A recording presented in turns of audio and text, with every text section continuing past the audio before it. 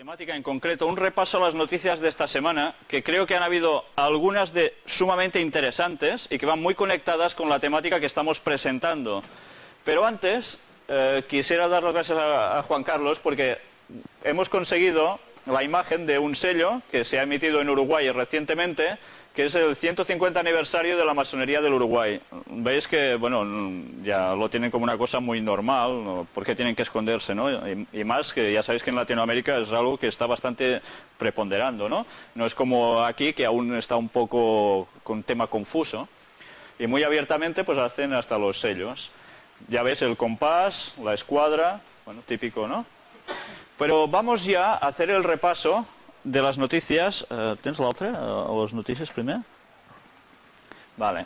Vamos a empezar día 24 de septiembre en La Vanguardia, que dice: en boca del guía de la Revolución Islámica de Irán, referencia a la concebida conjura judeo-norteamericana que ha empujado al Papa. Desde Al-Qaeda ocuparemos Roma. ¿Recordáis que dijimos ya que esta frase se había emitido, ocuparemos Roma? Pero lo que cabe destacar aquí es como ellos mismos hablan de la conspiración un poco judeo-norteamericana, esta conjunción entre estos dos poderes, ¿no? Vamos a ir viendo más. Aquí tenemos dos cosas destacables. Y esta, miraremos a ver si luego tendremos que alargar conferencias o no, porque de este tema aún no os he dicho absolutamente nada. Pero es un tema sumamente impresionante. Dice, el otro tema de conversación en el mercado es el gran mitin del movimiento islámico de Israel, que reunió el viernes en el-Fahem a 70.000 personas bajo el lema «La mezquita de Al-Aqsa de Jerusalén está en peligro». Ya os he dicho, de este tema aún no os he citado absolutamente nada, pero si pensáis un poquito, enseguida os daréis cuenta de que si la mezquita de Al-Aqsa de Jerusalén, que sabéis que es esa de la cúpula amarilla, dorada, está en peligro, ¿por qué está en peligro? ¿Quién amenaza con esto? ¿Qué se quiere hacer si pasa esto? Bueno, este es otro extenso tema que iría sumamente vinculado a toda la temática que estamos tratando, pero ya os lo digo, en principio no estaba previsto tratarlo, al menos que vosotros lo queráis cuando terminemos las conferencias, ¿vale? Vamos a seguir pasando. Un clérigo exhortó a la multitud al decir que el Papa está unido a Bush para reeditar las cruzadas. No está mal lo que dice. ¿Qué más podemos ver aquí? Y este nos va a servir un poco ya como de introducción al tema de hoy. También apareció en un periódico y, bueno, nos va destacando un poco. Fijaros, bueno, vamos a leerlo rápidamente. Con López coinciden asociaciones de astrólogos de puntos tan dispares como Birmania, Gran Bretaña y Estados Unidos. El tema va precisamente del planeta Plutón, que deja de ser considerado planeta, ¿vale? En este último país, donde se calcula que el gasto anual en astrología es de 200 millones de dólares, estamos hablando de astrología, no de astronomía. Astrología ya sabéis que es el modo de predecir el futuro a través de los astros. Algunos de ellos han asesorado a personas tan influyentes como el presidente Reagan. Como explicaría años más tarde Donald Reagan, jefe de gabinete de esta administración entre 1985 y 1987, no hubo decisión política del que fuera hombre más poderoso del mundo, desde la elección de fechas para cumbres bilaterales a el día y la hora del juramento presidencial, que no se consultase con la astróloga del matrimonio, Joan Kigley. Increíble, parece, que políticos de primera magnitud, y antes de decidir hacer nada, consulten a sus astrólogos, incluso ya veis, poniendo días y horas concretas para hacer ciertas determinadas cosas, si no, no lo hacen. En esta otra página, también continuación del mismo tema, dice, para responder a esta cuestión debemos recordar que el zodíaco, conocido por todos, tiene su origen en Mesopotamia hace, ¿cuánto? Unos 5.000 años. O sea que cuando vosotros cogéis una revistita o un periódico donde hay horóscopos, o sabéis de gente que va a que les tiren las cartas o adivinen el futuro a través de los astros, etcétera, pensad que esto no es un invento reciente, ni de hace 100 años, sino que ya viene de hace 5.000 años. Y no es un dato que yo diga, sino que ya aparece en periódicos. Vamos a ver más cositas. Sin embargo, la astrología está lejos de ser una anécdota. De hecho, es un negocio importante, global y millonario, avalado por más de 54 millones de entradas en Google. Esto es en Internet, gente que consulta cosas, que incluyen información y venta de libros, cartas astrales, predicciones personalizadas, webs de astrólogos. Como en su día hicieron los Reagan, en el mundo hay muchísimas personas que no dan un paso sin consultar con su astrólogo de cabecera, virtual, telefónico o real. En España no nos quedamos atrás. El estudio de jóvenes españoles hecho por la Fundación Santa María en 1999 revelaba que un 41% de los encuestados creía en la astrología y el horóscopo. No es para intervenir, pero la otra reunión vi que tenéis papel y boli. Sí. ¿Tenéis alguno? Hoy no lo hemos traído porque nadie cogía, precisamente. ¿Qué cosa? Vale, lo tendremos en cuenta. Merci. ¿Pots passar al següent? Y ahora, otra noticia. Ya veis, jueves 28 de septiembre del 2006. Merkel denuncia la autocensura. ¿De qué están hablando aquí? ¿Os habéis fijado que esta precisa semana en Alemania ha habido un conflicto de que se quería hacer una ópera escrita por alguien de hace muchos años, Wolfgang Amadeus Mozart, del cual aquí dijimos que había pertenecido a una logia masónica y que, ¿sabéis? Hay gente que dicen, bueno, él sencillamente entró con los masones porque le interesaba por cuestiones económicas de su propio bolsillo, porque la nobleza de ese entonces lo eran, por tanto le interesaba para poder trabajar. Pero claro, ¿qué interés podía tener una persona cualquiera en hacer una obra llamada Idomeneo, que sencillamente era el hombre contra los dioses?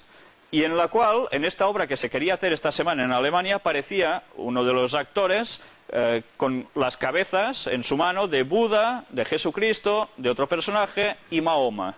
Entonces, por miedo a que los fundamentalistas islámicos hicieran alguna desgracia, dijeron, pues no vamos a hacerlo. Claro, cuesta entender un poco por qué se prepara una cosa tanto y cuando ya está a punto entonces dicen que no, ¿no? Bueno, de esto podríamos especular mucho.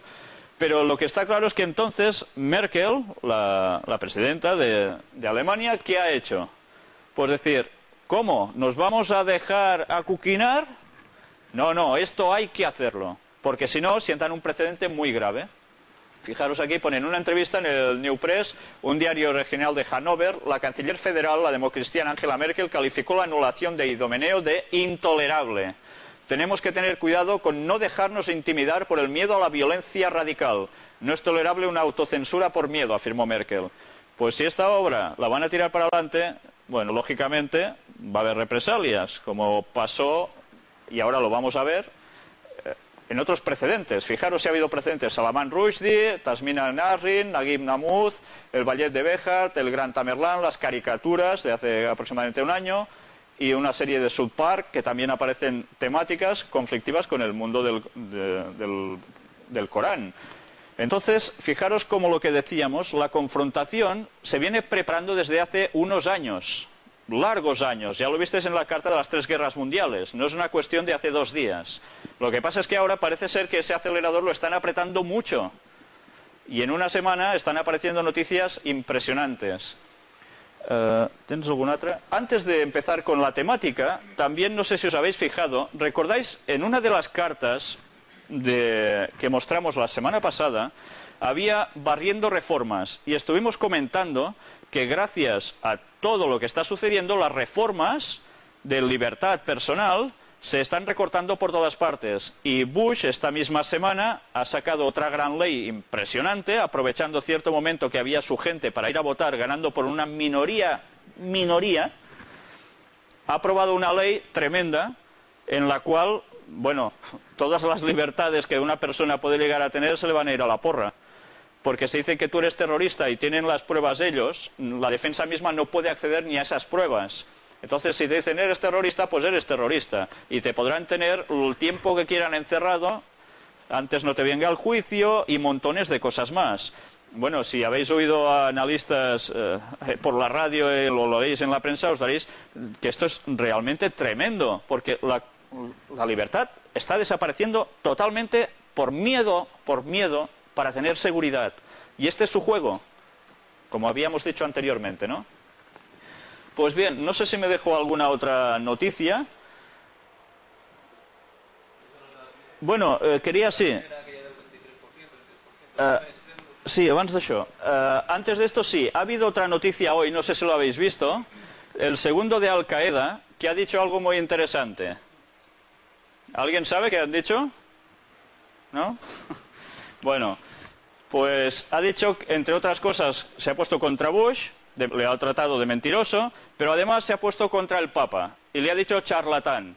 En catalán lo han traducido como un bocamoll, una boca mojada, o sea, que dice cosas que se las tendría que callar, un charlatán. Entonces, claro, fijaros cómo poco a poco, o muy deprisa, el fuego se está acrecentando. Por tanto, tarde o temprano esto va a hacer ¡pum! Las calderas, cuando les pones tanto fuego, al final revientan, ¿no? Pues es lo que se está preparando. Y ahora ya vamos a adentrarnos en la temática de hoy, que como os dije, va a tratar exclusivamente sobre profecías, y sobre profecías cumplidas. Antes vamos a pasar aquí una noticia que apareció en una encuesta anterior, en 1995, fijaros. Jóvenes y crédulos, decía. El 22% de los jóvenes españoles creen los profetas y elegidos, y el 33% manifiestan fiarse de los horóscopos, según el informe de Juventud en España 2000, elaborado por el Instituto de la Juventud. Curiosamente, las cifras relativas a ambas cuestiones se han incrementado notablemente con respecto a la encuesta anterior de 1995. O sea que cuanto más tiempo va pasando, más la gente cree en asuntos de profetas, astrólogos, etcétera, etcétera, que les predigan un poco todo lo referente al futuro. Y fijaros que estamos viviendo en una época en la cual precisamente la gente, dada la situación mundial, se pregunta ¿qué va a pasar con este mundo? La gente se da cuenta que este mundo no va bien, pero también se preguntan ¿y qué va a pasar conmigo a nivel personal o con los míos, ¿no? Con mi propia familia? La gente está padeciendo una cierta angustia. Entonces, ¿quién sale beneficiado de todo esto? Pues la gente busca soluciones. ¿Y dónde las va a buscar? ¿En la política? ¿En la filosofía? Ninguna de las dos vertientes puede ofrecer una solución. Entonces, fijaros cómo está. Incluso el propio Reagan, por poner un pequeño ejemplo entre muchos otros personajes, lo buscan en la astrología, en adivinos del futuro. Pero, ¿sabéis? Los videntes, aquí tenemos una imagen de una mujer con una bola, ejemplo característico de evidencia. También, para saber si son muy buenos o muy malos, se miden por porcentajes sus aciertos. ¿Sabéis? Los que están considerados sumamente buenos, entre ellos mismos lo comentan, tienen un porcentaje de acierto de entre el 20 y el 30%. O sea, esto quiere decir que tienen un margen de error de entre el 70 y el 80%, que es muchísimo margen de error. Y en cambio son los mejor considerados por muchísima gente. Y la gente más importante del mundo va a acudir a ellos. Pero, ¿no os gustaría encontrar a alguien que os diera el 100% de fidelidad absoluta en el cumplimiento de sus cosas? Claro, porque si encontramos a alguien que el 100%, ¡pam!, lo acierta, rápidamente desestimamos el resto de gente que dice, bueno, pues esto lo acierto y el otro no. Vamos a intentar descubrir hoy si verdaderamente hay alguien que pueda ofrecer el 100% de exactitud en sus cumplimientos. Y para eso, ¿sabéis? No vamos a hablar ni de Nostradamus, ni del célebre San Malaquías, sino que vamos a hablar de los profetas que hemos venido tratando hasta ahora, que son los profetas bíblicos, que quizás son los más grandes desconocidos a nivel general, y que nos tendrán que demostrar si verdaderamente sus pretensiones de ser divinamente inspirados son ciertas o son un auténtico fraude. Y para eso tendremos que argumentar y demostrar con historias si eso se ha cumplido o no. Vamos a tratar de escritos que hace, por ejemplo, 3.500 años, algunos de ellos que estuvieron escritos. No estamos tratando de adivinos que se ponen hoy a consultar algo de futuro o a hacer predicciones, sino de gente que incluso hace 3.500 años que existió. Otros, bueno, pongamos 1.500 años antes de Cristo aproximadamente, otros hasta el 100 después de Cristo. Estamos hablando de gente de hace como mínimo 2.000 años que existieron. Vamos a ver si sus predicciones realmente se han cumplido o son una auténtica bola, una trola. Pero, primero de todo, sabéis que hasta ahora, cada vez que os hemos enseñado un texto bíblico, lo hemos mostrado aquí, y vosotros lo podíais seguir, ¿verdad? Pues antes os he dicho que no vamos a tratar ni de Nostradamus ni de otros profetas o videntes que no cumplen el 100% de garantía. Vamos a intentar encontrar los del 100%. Además, pensemos una cosa, hasta ahora todo lo que hemos ido mostrando sobre el aspecto de la masonería, luciferanismo, etcétera, etcétera, tiene plena vinculación con Nostradamus y demás personajes que el mundo en general está considerando como auténticos profetas a los que se les puede seguir su criterio. Como estas personas vienen del mundo de las tinieblas, del mundo de Lucifer, yo personalmente no los voy a tratar, sino que lo que voy a hacer es cernirme sobre estos otros que dicen que son inspirados divinamente. Y lo que hoy vamos a hacer es repartir unos libros, no sé si, no, para todos no hay, intentaremos que sea uno para cada dos, para que vosotros mismos busquéis los textos. ¿Sabéis? Hay gente que cuando coge una Biblia se asusta porque dicen, uy, esto a mí, qué miedo, ¿no? Pues lo hemos estado haciendo hasta aquí, ¿eh? Que no os habéis asustado para nada de lo que hemos leído. Pues ahora vais a tener Biblias en vuestras manos. Y vosotros mismos vais a poder comprobar si lo que vamos a leer está escrito aquí o es un invento que me hago yo o que yo me he montado cuando lo veis aquí.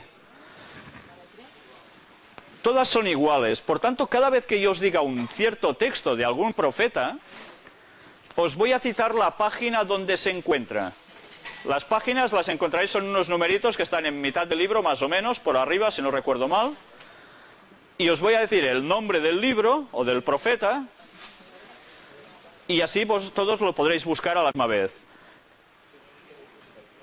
Si vosotros abrís cualquier Biblia, veréis que está dividida en unos números gordos, que hay pocos, unos números más gruesos, y unos números más pequeñitos. Los números gruesos son lo que se llaman los capítulos, son unas subdivisiones que se hicieron, no por los propios profetas, sino muchos años más tarde, para poder encontrar más fácilmente los textos. Y los versículos igualmente. Los versículos son esos numeritos más pequeñitos que hay.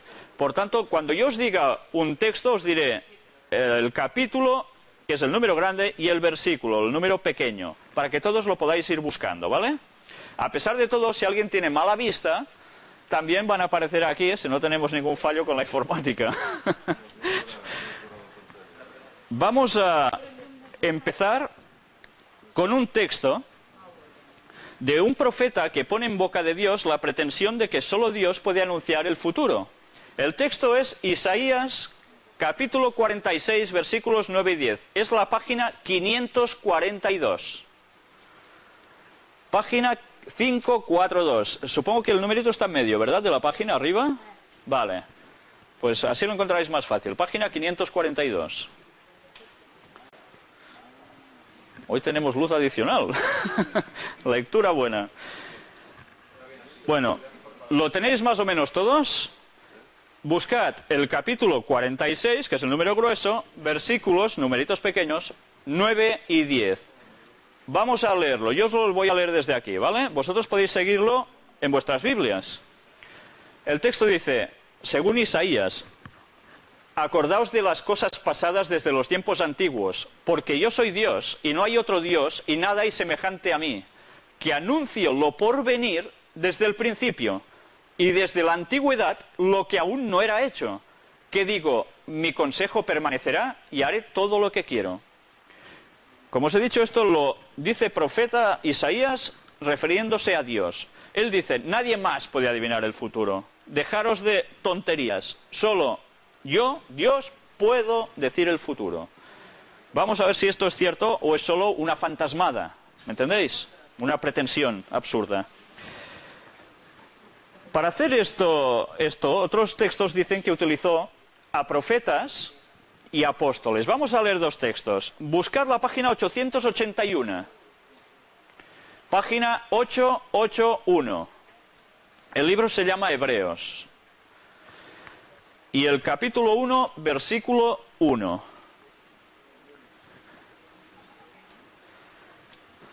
¿Tenéis todos la página 881? Hebreos 1.1. El texto dice, Dios, habiendo hablado muchas veces y de muchas maneras en otro tiempo, a los padres por los profetas. ¿Veis? Los profetas eran los utilizados, dice Dios, para dar su mensaje. Pero ¿quién más aparte de profetas en la antigüedad? Buscad otra página, la 870. Estamos poniendo unas bases antes de adentrarnos de lleno en la profecía, ¿vale? El libro se llama Primera de Tesalonicenses, capítulo 2, versículo 13. Página 870. Y aquí nos dice, por lo cual también nosotros, sin cesar, damos gracias a Dios de que cuando recibisteis la palabra de Dios que oísteis de nosotros, la recibisteis no como palabra de hombres, sino según es en verdad la palabra de Dios, la cual actúa en vosotros los creyentes. Quien estaba escribiendo aquí era el apóstol Pablo. Por tanto, ¿a quién se utilizaba? Pues a profetas y a apóstoles, los discípulos de Jesús, ¿entendéis? Discípulos y otro apóstol como era Pablo, que no era uno de los 12 que tenían su séquito. Pues como ya hemos puesto un poco las bases, vamos a decir un texto que aún puede parecer más una solemne tontería. Luego tendremos que comprobar si esto es cierto o no. El texto se halla en la página 878. Si buscáis vuestras páginas, 878. El libro es Segunda de Timoteo, capítulo 3 y versículo 16. Si no cabéis atrás, podéis iros aposentándoos como queráis tranquilamente, sin ninguna vergüenza. Este texto dice, toda la escritura, refiriéndose a toda la Biblia, es inspirada por Dios y útil para enseñar, para redarguir, para corregir, para instruir en justicia. O sea que cuando estamos hablando teóricamente de un escrito profético bíblico, es inspirado por Dios todo, entero. No es un invento de nadie. Esta es la pretensión de estos profetas y estos apóstoles. Hoy tendremos que comprobar si esto es cierto, ¿vale? Y ahora ya empezaremos de lleno con la primera profecía que vamos a tratar hoy. La primera profecía es referente a Babilonia. ¿Todos conocéis que llamado Babilonia? ¿Una ciudad también? ¿Sí? Vale. Bueno, aquí hay una ilustración. ¿Sabéis que Babilonia se hizo famosa en el mundo antiguo por ser una de las 7 maravillas del mundo, en el cual precisamente había los jardines colgantes? Yo exactamente no sé cómo eran. Los pintores lo recrean como se imaginan que sería, porque no hay ninguna prueba gráfica de ello. ¿Alguien ha estado en Babilonia, en la ciudad de Babilonia? No. Pero, ¿verdad que habéis visto alguna foto de Babilonia, algún reportaje? Cuando hubo la guerra en Irak, que es donde está situada la antigua Babilonia, se hablaba, incluso se veían imágenes de los soldados acercándose por esos sitios. Pero yo no sé si vosotros visteis algún sitio así, perfecto, con sus arboledas. Yo no lo he visto, pero eso tiene una lógica aplastante. No lo he visto porque Babilonia ya no existe como ciudad, existe como ruinas. Entonces, vamos a hablar, precisamente es una profecía sobre Babilonia, que se encuentra, buscadlo, página 522. El libro se llama Isaías, capítulo 13, y vamos a leer varios versículos. Para empezar, nos situaremos con el 1, y luego vamos a leer ya la profecía en sí. Isaías 13, versículo 1, página 522, dice: profecía sobre Babilonia revelada a Isaías, hijo de Amoz. ¿Por qué pone esto? Porque Isaías era un nombre de persona, pero antes, en la antigüedad, no tenían apellidos. Entonces se tenían que hacer valer del nombre de su padre, de su progenitor, para saber quién era el que hablaba. O sea, no existía Isaías Pérez, ¿me entendéis? Tenía que ser, pues, Isaías, hijo de Amoz, que era su padre. Entonces, gracias a eso se va sabiendo en la cronología en qué fecha podemos poner a este señor en la historia. Pero antes de hablar un poco sobre Isaías, vamos a ver precisamente la profecía. Fijaros lo que pone aquí, del 17 al 22. He aquí que yo despierto contra ellos a los medos, que no se ocuparán de la plata ni codiciarán oro. Por cierto, ¿sabéis quiénes eran los medos? ¿Os suena de algo eso? Hubo un imperio llamado los medo-persas, ¿verdad? Que eran dos pueblos que se unieron por parentesco y juntos crearon un gran imperio. Pues fijaros, aquí se habla de ellos. Yo os digo una cosa, este escrito, luego lo veremos, se hizo precisamente cuando Babilonia estaba en apogeo. O sea, que no estaba en declive para nada. Y en cambio, se le ocurre a un señor ponerse en problemas y decir, pues vais a ver lo que va a pasar con Babilonia. Y él dice, he aquí que yo despierto contra ellos a los medos, que no se ocuparán de la plata ni codiciarán oro. Con arco tirarán a los niños, y no tendrán misericordia del fruto del vientre, ni su ojo perdonará a los hijos. Y Babilonia, hermosura de reinos y ornamento de la grandeza de los caldeos eran los habitantes de Babilonia, será como Sodoma y Gomorra a las que trastornó Dios. Y que ya sabéis vosotros que se dice que Sodoma y Gomorra quedaron extinguidas por un fuego, ¿no? Un fuego divino. Nunca más será habitada, ni se morará en ella de generación en generación.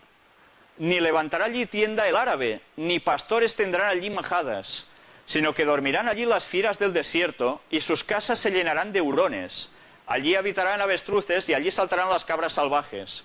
En sus palacios aullarán hienas, y chacales en sus casas de deleite, y cercano al llegar está su tiempo, y sus días no se alargarán. Yo no sé si os ponéis un momento en la piel del profeta. Imaginaros que este señor, que además era judío, está en una tierra extraña, cautivo, y encima no se le ocurre otra cosa que inventarse que esa gran ciudad y ese gran imperio, básicamente la ciudad, en concreto la cita él, va a quedar hecha añicos. A ver, si vosotros pronosticáis algo así, en un sitio donde la realeza manda con plena autoridad, lo más seguro es que os ejecuten, pero vamos, seguro. Tenéis todos los números para terminar mal. Y en cambio estos señores, en caso concreto Isaías, no se le ocurre otra cosa que soltar esta profecía. Buscarse problemas, ¿verdad? Pues bueno, vamos a ver una cosa. Isaías, bueno, esto no era su foto, porque en esos tiempos no habían cámaras fotográficas, estos son cuadros. Isaías vivió entre los años 740 al 701 antes de Cristo. Fijaros que estamos hablando de muchos años. ¿Y sabéis cuándo cayó Babilonia? ¿En qué año? 538 antes de Cristo. Fijaros qué margen de diferencia entre el momento en que el profeta pronostica y el hecho pasa. Pero cuidado, él anunció el hecho, pero anunció muchos detalles concernientes a ese hecho, detalles que se tendrían que cumplir sobre esa profecía. Si cogemos un poco de historia, los medos, precisamente, fueron los que se levantaron contra Babilonia. En la próxima reunión incluso vamos a tratar en profundidad cómo hicieron el tomar Babilonia, porque es bastante interesante. Y ahora yo quiero contaros un relato de qué encontraron los arqueólogos cuando llegaron a las ruinas de Babilonia. Pues se encontraron precisamente con el problema de que los trabajadores árabes no se querían acercar allí. ¿Sabéis por qué? Pues porque la llamaban, yo no sé si lo pronuncio bien, vosotros me corregiréis, Mutjelibe. ¿Es correcto? Seguro que no, mire, pronunciado por mí seguro que no. Bueno, que traducido es la derrocada, o sea, es derrumbada totalmente. ¿Y por qué no se querían acercar allí?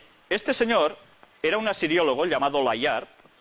Después de visitar el emplazamiento de Babilonia en el año 1845, hizo una descripción detallada entre la que se encuentran los siguientes párrafos. Esto es lo que escribe este señor. Y recordad mientras leemos esto lo que habéis leído en vuestros textos, ¿vale? 1845 escribe: montones informes de escombros cubren por muchas hectáreas la superficie del terreno. Por todas partes se ven fragmentos de cristal, mármol, cerámica y ladrillos con inscripciones, mezclados con aquel suelo salitroso y blanquecino, originados por los restos de antiguas moradas, y que impide y destruye la vegetación, haciendo del sitio de Babilonia un lugar desolado y un horrible desierto. Los búhos, los cuales son de una variedad grande y gris y se hallan a menudo en grandes bandadas, surgen de los escasos matorrales, y el inmundo chacal acecha entre los surcos. El montículo estaba lleno de grandes huecos. Penetramos en algunos de ellos y los hallamos llenos de osamentas y de huesos de animales recién devorados. Un olor inmundo e intolerable salía de aquellos restos repugnantes, así como de las galerías convertidas en cavernas de fieras que se habían abierto paso a las galerías por la parte superior del montículo.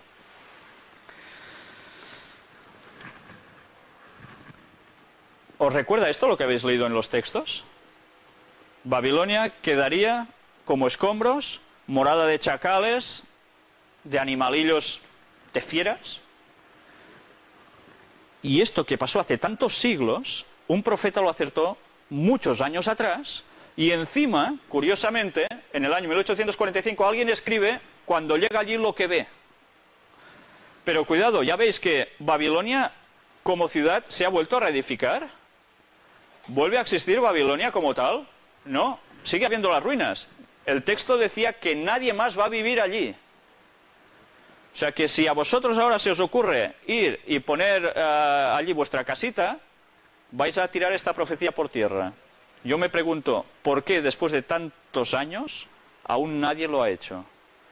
La profecía, si es cierta, se va a seguir cumpliendo. ¿Entendéis? ¿Vosotros seríais capaces de hacer un pronóstico con esta precisión absoluta? Yo no. Si vosotros tenéis este don, enhorabuena, porque os vais a forrar. Y ahora vamos a tratar otra profecía que no tiene desperdicio y que yo cuando la conocí me llamó muchísimo la atención. ¿Habéis oído hablar de Tiro? ¿Os suena Tiro? ¿Sí? Está situado en el mar Mediterráneo. ¿Sabéis dónde está Israel? Palestina. Pues un poquillo más arriba. Pertenece al Líbano actualmente, ¿vale? Estáis situados, bien. Pues vais a buscar las páginas 623 y 624. El libro en cuestión se llama Ezequiel, que era otro profeta. Y vamos a buscar el capítulo 26 y vamos a leer varios versículos, no todos seguidos, correlativos, para no alargarlo más. Y iremos viendo toda la predicción que hace este profeta, precisamente sobre Tiro. ¿Lo tenéis? El texto dice: por tanto, así ha dicho Jehová el Señor: he aquí yo estoy contra ti, oh Tiro, y haré subir contra ti muchas naciones, como el mar hace subir sus olas, y demolerán los muros de Tiro, y derribarán sus torres, y barreré de ella hasta su polvo, y la dejaré como una peña lisa. Remarco esta frase: la dejaré como una peña lisa. Tendedero de redes será en medio del mar. No olvidéis esta frase. Porque yo he hablado, dice Jehová el Señor, y será saqueada por las naciones. Estábamos leyendo del 3 al 5. Ahora vamos a leer más versículos. El 7. Porque así ha dicho Jehová el Señor: he aquí que del norte traigo yo contra Tiro a Nabucodonosor, rey de Babilonia, rey de reyes, con caballos y carros y jinetes y tropas y mucho pueblo. Yo no sé si estáis percibiendo los detalles. El profeta además se atreve a decir quién va a atacar Tiro, aparte de cómo va a quedar Tiro. Vale, es como si yo ahora digo: mira, va a venir alguien de Valladolid que vive en cierto pueblo por allí que se llama Pepe, ¿vale? Y vendrá justo aquí hoy y va a liar una que no veas. Hoy no, o de aquí 20 días, y que yo lo acierte. ¿Es que vais a quedar flipando? Pues esto lo hizo el profeta con mucha más antelación. Pero vamos a ver más textos. El versículo 12. Y robarán tus riquezas y saquearán tus mercaderías. Arruinarán tus muros y tus casas preciosas destruirán. Y pondrán tus piedras y tu madera y tu polvo en medio de las aguas. Versículos ahora 14 y 15. Y te pondré como una peña lisa, tendedero de redes serás, y nunca más serás edificada. Porque yo Jehová he hablado, dice Jehová el Señor. Así ha dicho Jehová el Señor a Tiro: no se estremecerán las costas al estruendo de tu caída, cuando griten los heridos, cuando se haga la matanza en medio de ti. La descripción que le daba a Tiro no era muy halagüeña, ¿eh? La verdad es que si uno vivía en Tiro, se lo podía pensar dos veces si se iba corriendo de la ciudad antes de que eso pasara, si es que verdaderamente se lo querían creer que eso venía de parte divina. Ezequiel, fijaros, nos vamos a situar, vivió entre los años 592 570 a.C., y nos hablaba aquí de un personaje, el rey Nabucodonosor, rey de Babilonia, rey de reyes, muy poderoso, ¿no?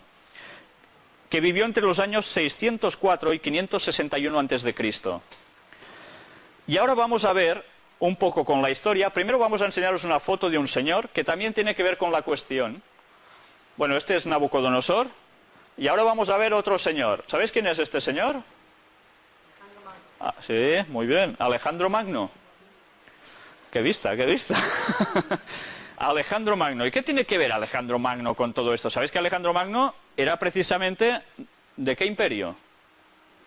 Del griego, ¿no? Hace relativamente poco se hizo una película de Alejandro Magno. Pues vamos a ver un poco la historia. Nabucodonosor, rey de Babilonia, no se le ocurrió otra cosa que ir a sitiar Tiro, la ciudad amurallada, durante, ¿sabéis cuánto tiempo? No un día, ni dos, ni cuatro, 13 años. Antes eran un poco brutos haciendo las cosas.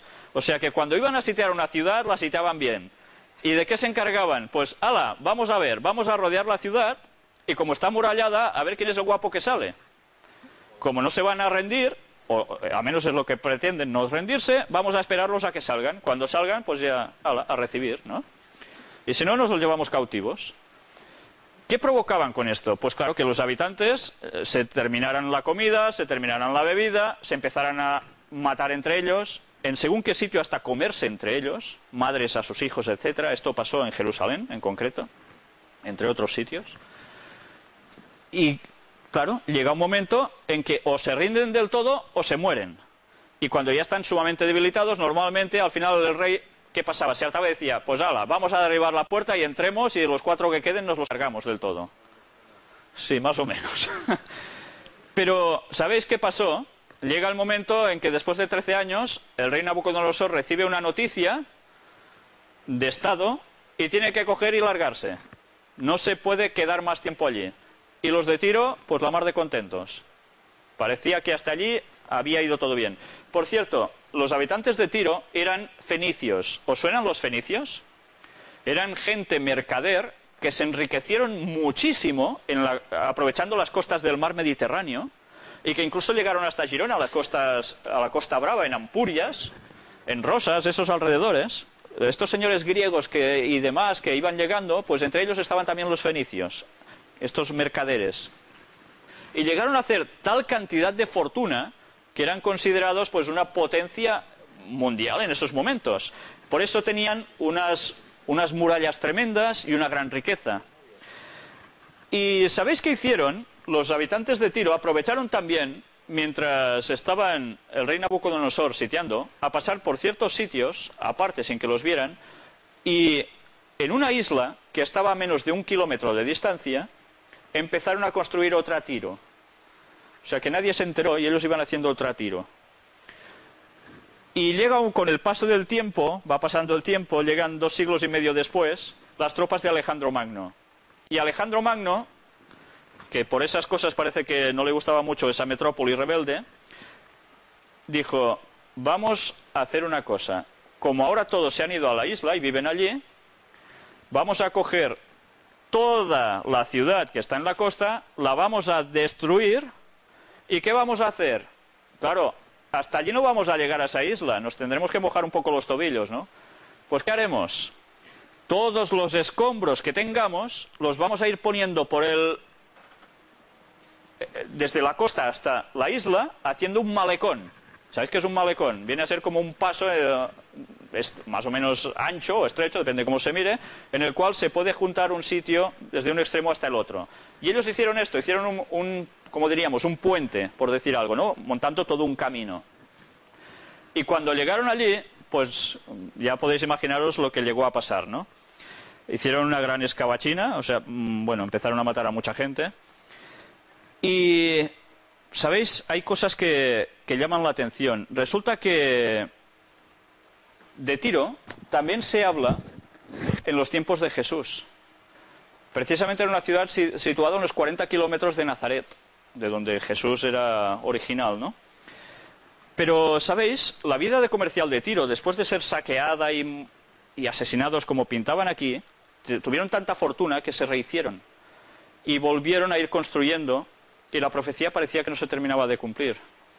Pero llega un momento en que empiezan a derribarlo todo, llega incluso a ser saqueada e incendiada por orden de Percenio Níger, este señor que veis aquí, en el año 193, porque precisamente se habían puesto en contra de otro personaje, que era Séptimo Severo. Y este señor que veis aquí, no sé, la verdad es que hace cara de muy simpático, es una caricatura de un personaje, no he encontrado la foto real, es lo único que os he podido contar, pero bueno, más o menos para que os hagáis una idea de quién era. Este señor era Umar, entre los años 633 y 638 después de Cristo. Erigieron una muralla enorme que parecía inexpugnable, pero luego vinieron los cruzados, en el año 1224 lo conquistaron, y finalmente llegaron los turcos en el año 1291 y aún hicieron más. Pero ¿sabéis qué pasó?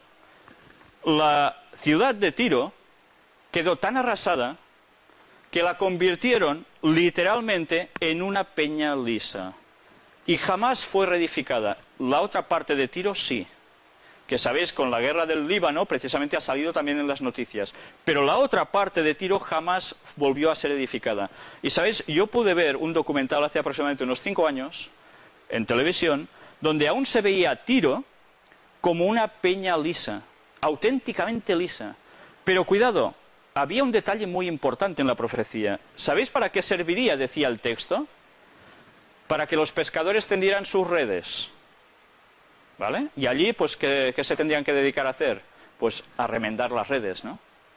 Pues precisamente las imágenes que yo contemplé eran eso. O sea que después de tantos años, la profecía sigue cumpliéndose. Y esa parte de Tiro jamás ha vuelto a ser edificada.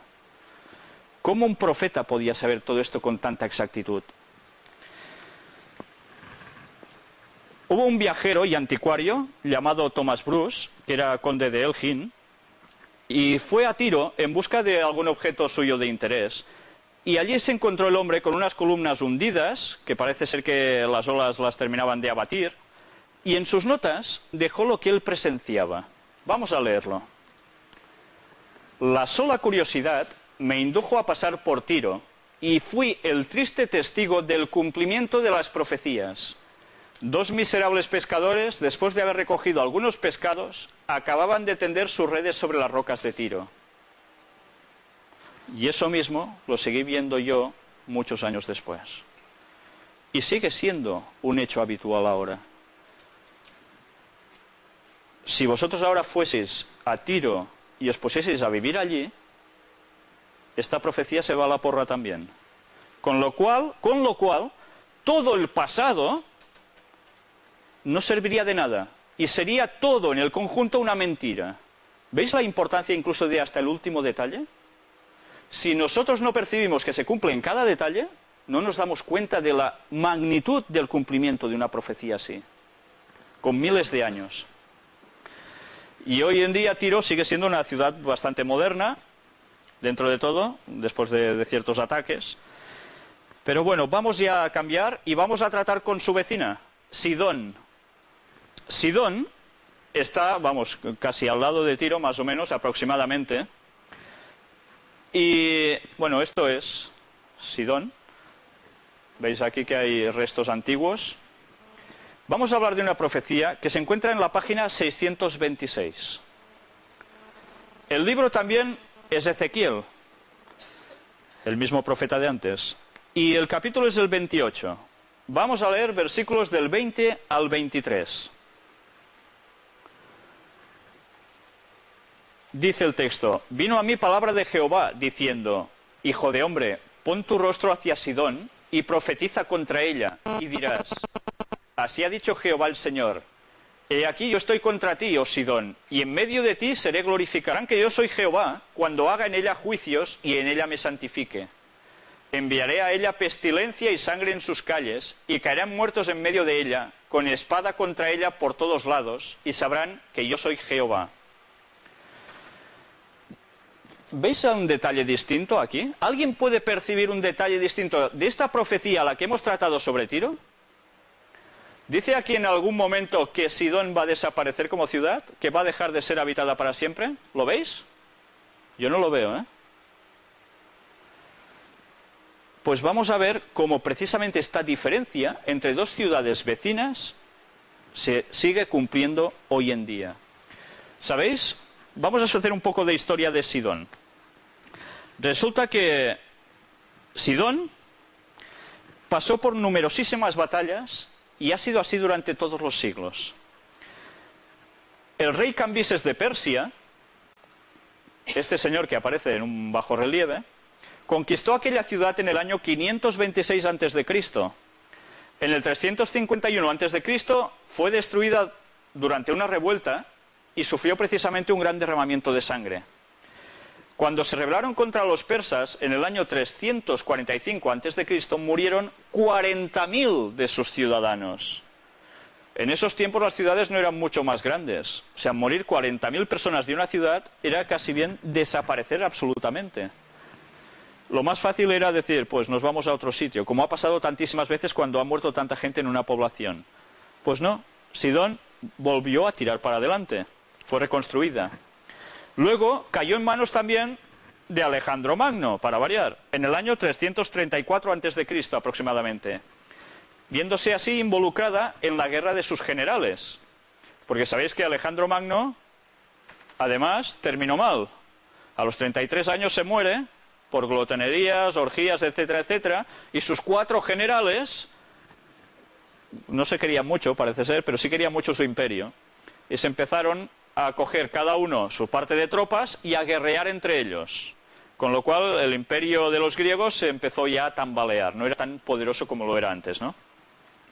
En la época de Jesucristo, Sidón seguía siendo una ciudad rica y próspera. Luego llegan las cruzadas, en los años 1096 a 1270 después de Cristo. Fue sitiada en varias ocasiones, destruida, pero siempre reconstruida. En 1840 fue bombardeada por las flotas aliadas de Inglaterra, Austria y Turquía, y tomada por el almirante Napier. Como era de esperar, pues lógicamente hubo otra vez numerosos muertos, numerosos heridos. Incluso durante la Primera Guerra Mundial, pues también fue escenario de varias batallas muy fuertes. Pero sabéis, Sidón sigue existiendo actualmente, pero ya no se llama Sidón, se llama Saida. Básicamente el nombre sigue siendo el mismo. Pero ¿habéis visto? El cumplimiento de la profecía sigue en vigencia. Sidón aún está en pie. En cambio, Tiro, esa parte, no. ¿Cómo puede distinguir un profeta en un futuro tan lejano que las cosas sigan pasando con este cumplimiento? Y ahora vamos a tratar sobre Egipto. Sí, ¿no? Ah, vale, sí, es verdad, gracias por el apuntaje. Lo visteis todos en la guerra del Líbano, que duró 33 días. ¿Quién atacó precisamente a Sidón? Pues los judíos, Israel. Y aquí veis imágenes de esos ataques, ¿no? Quedó bastante maltrecha. Pero bueno, siguen reconstruyendo y siguen hacia adelante. Ya veis qué constancia, ¿no? Y ahora sí, ahora ya nos vamos por Egipto. Y de Egipto también escribió Ezequiel, curiosamente. En vuestras páginas, estarán en las páginas 626-627, capítulo 29, versículos 9 y 10, y luego seguiremos leyendo otros textos. Dice, y la tierra de Egipto será asolada y desierta, y sabrán que yo soy Jehová, por cuanto dijo, el Nilo es mío, y yo lo hice. Una cosa, ¿por qué Dios dice que el Nilo es mío y yo lo hice? Porque sabéis que los egipcios tenían al Nilo como una divinidad absoluta, era el que les daba la vida. Entonces, ¿qué quiere decir con esto? Que él está por encima de los dioses egipcios, que tenían un montón, y entre los cuales destacaba uno que era el dios Sol, del que tanto hemos hablado en estas conferencias, demostrando su vinculación con la masonería, ¿vale? Sigue diciendo, por tanto, he aquí yo estoy contra ti y contra tus ríos, y pondré la tierra de Egipto en desolación, en la soledad del desierto, desde Migdol hasta Sebene, hasta el límite de Etiopía. Vamos a leer también versículos 14 y 15. Y volveré a traer los cautivos de Egipto, y los llevaré a la tierra de Patros, a la tierra de su origen, y allí serán un reino despreciable. En comparación con los otros reinos, será humilde. Nunca más se alzará sobre las naciones, porque yo los disminuiré para que no vuelvan a tener dominio sobre las naciones.